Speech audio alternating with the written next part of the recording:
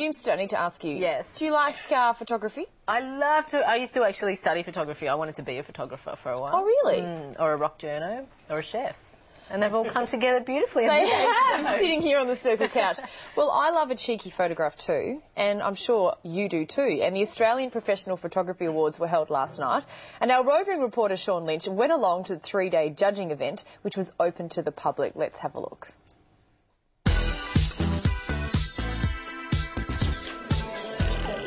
Here I am, and the judges are judging the best of the best when it comes to the photography world. Now, they say a picture says 1,000 words, so I'm going to stop my blabbering, and we're going to let the pictures do the talking for themselves.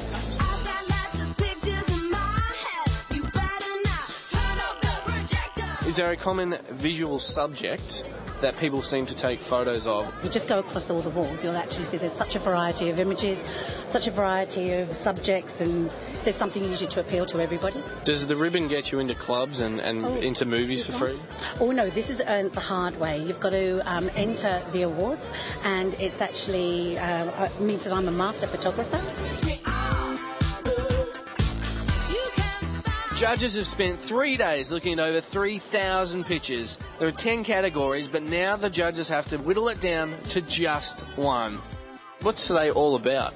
It's all about bringing up the standard of professional photography. So we have a competition where photographers can enter their work and see how they stand within the profession. How do you decide what works and what doesn't? We have a panel of 5 judges with 5 opinions, 5 different backgrounds, and then we end up with an average score to give us a result. Have there ever been punch-ons? Punch-ons not, no, we're not quite like the... Intellectual punch-ons? Yeah, well, basically everyone has their own viewpoints, and that's why there's so many people come here and listen to the judging debate. That's how you learn.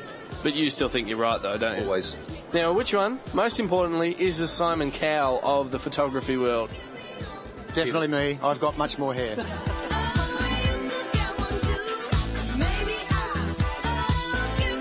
What are you looking for in that photo to make it the winner? Well, looking at that image, and what I love about it is the way we've got a very interesting crop with one of the children running off. We've got some wonderful use of colour, a very simple composition. Probably work pretty well on your Facebook page, I reckon. Do you reckon you have the best Facebook photos in of all of Facebook? No, I'm old and boring, but there are a lot of other ones. Yours are on MySpace. That's why. It's almost impossible to pick your favourite, but I think this one takes the cake, because it just says so much, doesn't it? It says, I love you, but I also love doodles and boobies. And I think that's exactly what marriage is all about.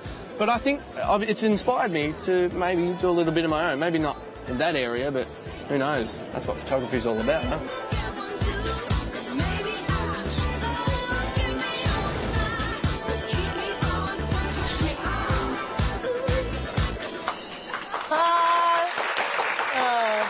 Please welcome to the Circle couch last night's winner, Peter Coulson. Thank you. We've got some of the awards that you took home last night. Congratulations. Thank you very much. Now, professional photography is a big, big world.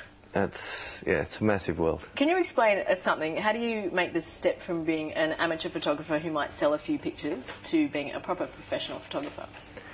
You've got to run a business, of course. You're going to have to take on all the professional side of things and make sure you promise to do something, you continue through with it.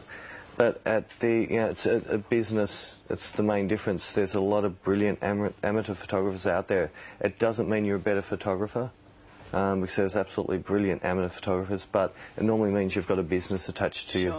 Mm-hmm. And Peter, what was your specialty in terms of where do you focus on with your photography, and what did you win last night? Which award? Well, I first picked up Commercial Photographer of the Year. That's what I specialise in. I predominantly do commercial photography, fashion. Was that the photo? That was one of the photos, yes. Wow. I've got a messed up sense of humour. I've got some great clients who just say, here's a pair of shoes, show me what you can do with it. It's almost like a different version of the downward dog yoga pose. And what's this one?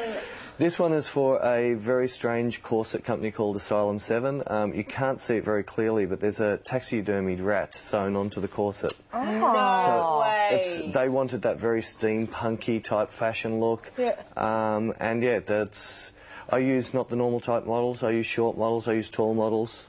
Wow. You use nude models? I use nude models, but the shot you saw before, she wasn't nude. No, not at all.